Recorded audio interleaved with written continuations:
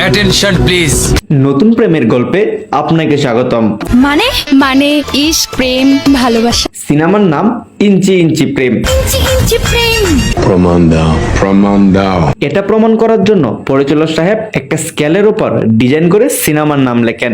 তারপর অভিনেতাদের নাম একটা স্কেলকে কেন্দ্র করে কিছুক্ষণ পর পর আসতে থাকে। এদিকে নায়ক ভাইয়ের আগমন দৌড় প্রতিযোগিতা দিয়ে। উনি দৌড়ের নামে উড়াউড়ি করেন।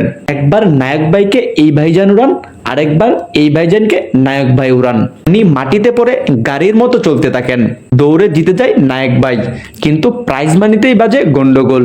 ওনাকে উড়ে উড়ে শায়েস্তা করেন নায়ক ভাই। সিনেমার নায়িকা বিজলি আপু, ওনার আগমন হকি স্টিক হাতে নিয়ে। উনি বাপ্পি ভাইয়ের বন্ধুদের করা আন্দোলন রুখতে চান।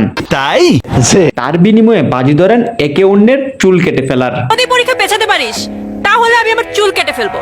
এদিকে বাপ্পি ভাই নিজের চুল বাঁচাতে নিজের পিঠে নিজে ছুরি ঢুকিয়ে ব্রেঞ্চের উপর শুয়ে থাকেন, কিন্তু ওনার এই নাটক ধরে ফেলেন নায়িকা আপু।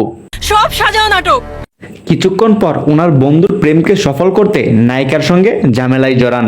পুলিশ এসে ওনার বন্ধুকে ধরে নিয়ে যান, আর নায়িকাকে ধরে নিয়ে যায় ওনার মা। বাসায় নিয়ে উত্তমাদ্যম দেন। এদিকে প্রেমিকাকে না পেয়ে হাত কেটে হাসপাতালে ভর্তি হন ওনার বন্ধু। এটা দেখে বাপ্পি ব্রো আর বিজলি আপু মেনে ওনাদের প্রেমকে এক করার সিদ্ধান্ত নেন। ওনারা একে অপরের চিঠি আদান প্রদান করেন। Good, very good. করে যে নীলাকে ওর মা বিয়ে দিয়ে দিচ্ছে। ওনার বিয়ে আটকাতে ওনাদের বাসায় বম রেখে আসেন। আসল না, নকল। এদিকে বমের বয়ে সবাই ঘর থেকে বেরিয়ে আসলে প্রেমিকা পালিয়ে যায়। দুজনে মিলে হাতির ঝিলে দৌড়াদৌড়ি করে, রেল স্টেশনে দৌড়াদৌড়ি করে, আর তখনই ধরে ফেলে প্রেমিকার মামা। আর সঙ্গে সঙ্গে ঘটনাস্থলে উপস্থিত নায়ক ভাই। উনি সবাইকে মেরে হালুয়া টাইট করেন। কিছুক্ষণ পর পঙ্কিরাজের মতো উড়াল দেন। আকাশে বাতাসে চল সাথী উড়ে যায় চল। আর প্রেমিকাকে করে এই ভাই ট্রেন দিয়ে চলে যায়। না এর কিছুক্ষণ পর বাপ্পি ভাইয়ের প্রেম হয়। তারা নাচ গান করে, আর এই খবর জানতে পারে উনার বাবা। তাই ওনাকে ঘরে বন্দি করে রাখেন। নায়িকার সাথে দেখা করতে বাসায় যান বাপ্পি ব্রো। উনাকে নিয়ে পালিয়ে আসেন। কি মিল, কি মোহব্বত।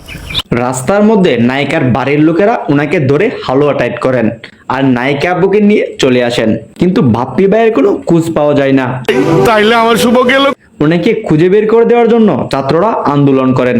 আর এই আন্দোলন যে ছাত্ররাই করেছে তার প্রমাণস্বরূপ পরিচালক সাহেব বিভিন্ন কলেজের ফটকের ছবি দেখান।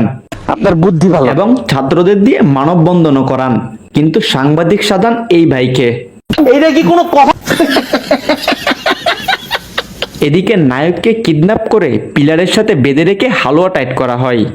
ও তো মরে যাবে। আর এই ভিডিও নায়িকা আপুকে দেখিয়ে ওনাকে বিয়ের জন্য রাজি করানো হয়। আমি বিয়ে করব। আমি তোমাকে বিয়ে করতে রাজি। নায়িকা আপু বিয়েতে রাজি হলে বাপ্পি ভাইকে ছেড়ে দেওয়া হয়। উনি হাসপাতাল থেকে সরাসরি নায়িকা আপুর কাছে আসেন, শুভ। কিন্তু নায়িকা ওনাকে প্রত্যাখ্যান করে। মামলা ডিসমিস। এই শুনে তিনি ট্রেনের নিচে আত্মহত্যা করতে যান।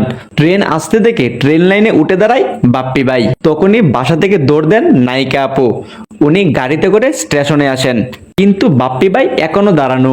ট্রেন আসে না। নায়িকা আপু বাপ্পি ভাইকে নিয়ে জাম্প করে ওপারে পড়ে যায়। তখনই ট্রেন ওনাদের ক্রস করে চলে যান। আর এই ট্রেন গতির কোন সূত্র মেনে চলতেছে কেউ জানা থাকলে কমেন্টে জানায়েন। তারপর নায়িকার বাবাকে বাঁচাতে যান নায়ক ভাই। গিয়ে শুরু হয় গোলাগুলি। আর বাপ্পি ভাই পিস্তল চালানো কোথায় শিখলো সেটা কেউ জিজ্ঞেস করবেন না। বলবো না। তারপর ওনারা দুজন মিলে ওনার গলা টিপে ধরেন। আমার সঙ্গে ফাজলামি করবে না। তখনই পুলিশ এসে ডলারকে ধরে নিয়ে যায়। সেন্ট্রি, ওকে হাজতে বন্দি করো। আজ এই পর্যন্ত, দেখা হবে নতুন কোনো ভিডিওতে।